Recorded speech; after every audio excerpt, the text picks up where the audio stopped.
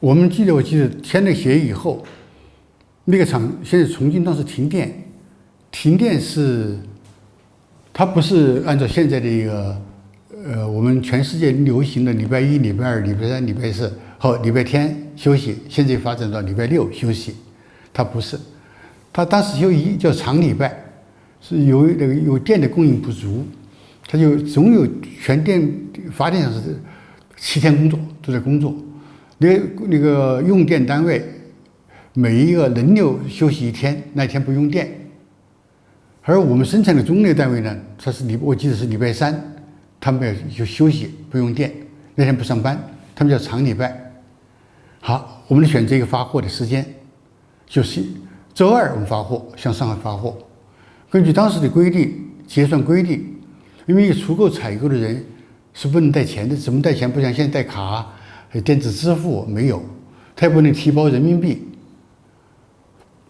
他只可能你说凭什么交易呢？凭什么支付呢？结算呢？就是凭合同，一张介绍信。我们开户行是在哪儿？我们当时开户行是在四川省万县市农业银行。好，上海多少，富民多少，那是正规的。好，现在这个账户向重庆的一个单位，就生产中的单位，购买了1万台钟，这是规定，他只能通过他们的开户行，就重庆那个，大概我记不清楚了，江北区的一个什么一个区域的一个银行，他们开户在那个地方开户，他们只能可能把对我们的服务多少货款是多少，还有运价、运费，他们要带电的，给他们带电送到我们那个指定地方去。我们就那个买东西，当时不可能有带货币啊，就包括这个就叫做短途运费带电，它这个正式名称叫短途运费带电。它都该那个生产厂都该他支付。好，我们选择星期二发货，他星期三不能够把这个票据送到他们开户行去，向我们托收，叫托收承付，那个制度叫托收承付。星期三他们休息，我们争取了1天的时间。他们要到星期五，星期五就国家星期五，叫国家礼拜，星期五才开始上班，就把单据送到银行去。他们开户行星期六上1天班，星期天又休息，又摆在他开户行了。要到国家礼拜一，就是最快的速度，要国家礼拜一才能转移出去，在全国进行交换，这种票据交换。他交换路径是，首先送到成都，因为四川省当时重庆已经单列了，他计划结算已经单列了，就重庆到成都就要托收，要先到成都行要待1天，成都行就是1天不停，要向万县地区行托收，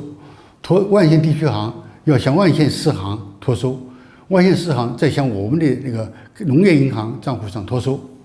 这一算下来，起码至少他1天马不停蹄的算，每天都不休息，只是国家的100天休息1天，至少8天才能向在我们账上托收。根据国家当时的规定，就托收账款到账户以后，我们必须在5天之内支付，于是我们就在13天之内能够把这笔钱付出去，我们就算合法的，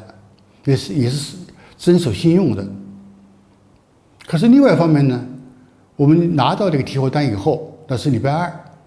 所以礼拜三上午，当时我们只有300块钱，牙齿一咬，买了一张机票。我记得机票的那个钱是72块钱，从重庆飞上海是72块钱，也就是说，我们礼拜二送了，我们的手里边有一张提货单了，就国家的提货单了。星期三上午我们上飞机了，星期三中午就到虹桥机场了，星期三中午下午我们就到上海百货公司了，就交给了经理，姓吴，名字我也记得，好像姓吴，不是吴什么名字。他们不禁口呆，怎么真的还有1万台钟呢？大家非常高兴，请我们吃饭啊、喝酒啊，高兴得不得了。就最紧缺的商品出来了，这不是假的，真的来了，用铁路运过来了。铁路是我们公司开的，国家收的，他收了这么多台钟，他运过来了。好，他说马上明天就把款付给你们。我说那个吴经理啊，不行，这个事儿能不能够，他付给我们就是划给我们，现在叫汇款。如果信汇用那个普通邮电那个信汇，就书信那种投递方式，那大概是要7、8天才能到我们账上，在我们收钱。我说吴经理，反正是这样啊，你已经划出去了，已经不在你们账上了，而我们没收到这7、8天，也没在我们账上体现出来。这叫现在还有一个词儿叫在途资金，资金在途是空的，两边都不在，两边都不沾，一边已经划出去了，他账上已经没有了，可是我们也没收到，悬在空中的有7、8天时间。信汇呢是无论多少钱，是手续费是1块2毛钱，你汇1000块钱，汇1万块钱，汇100万块钱，汇1个亿也是一个计划经济真是就是1块2毛钱。电汇加上电报费，电报费8毛钱，这个简单电报我花了多少钱？电汇8毛钱，就是2块钱。我说我经理，这8毛钱我们来付，反正你已经划出去了，我们俩你划的那个电报我们第2天能收到，电汇我们第2天能够收到。哎，他很客气，你给我送来了1万台钟，我还再付这8毛钱，算在我们电汇，他都同意电汇了。于是我们第2天就收到了，我们买一台钟是25块钱，当时一台钟是25块钱。我们当时很珍贵，很老实，也很小心，还是请物价局核价。现在可以满天飞，不知道喊多少钱，市场价随便喊，紧缺商品嘛。当时物价局核定，每一台钟我们可以在上海销售收32块钱，就每台钟赚7块钱。我们1万台钟，这边还没走，我们收钱，那边我们已经收到32万了。就是我们账上第3天上午已经收到32万块钱了，就是我们那个账户上，在万县市这个账户上已经收到了32万块钱。我们就等1天，等2天，等3天，天天盼望那个生产钟的工厂来向我们收钱，结果盼望了1个半月，1个半月以后才能向我们收钱。因为他东拐西拐，这样拐那样拐，这样交换票据那样交换票据，一直到15天以后才向我们账上来收钱。根据当时银行那个结算规定，他即使向我们收钱，账上没钱，在5天之内我们筹集了钱支付出去就不算违法。可是我们账上摆了32万块钱啊，所以当天就划走，我们信誉极好，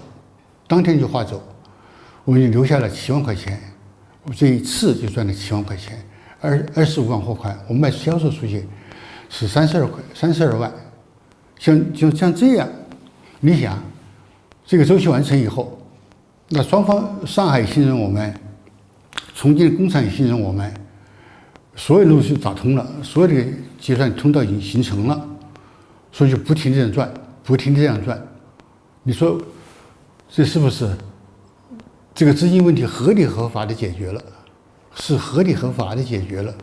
大家不要想到一个资金问题要多少钱才能够做，所以我们觉得300块钱完全是费用。我们的卖缝纫机的300块钱全部是解决这个问题的出差，买机票到上海要72块钱，在重庆出差万县去要8块钱，全部是费用，全部是费用。所以从300块钱的注册资金就达到了那个周转的资金到了7、80万了，7、80万了，可以周转的一个钱已经到了7、80万了。庆市经营做钟的一个项目就赚了这么多钱，每一个我们这个工厂合法的，我们为他解决了销售问题，他很感谢我们，天天请我们吃饭。我们为上海解决了供应紧缺的问题，上海高兴，经常请我们去了请我们吃饭喝酒，他也非常高兴。这就证明市场经济比这个计划经济不知道优惠多少，这个非常简单的例子，这是解决资金问题一个例子。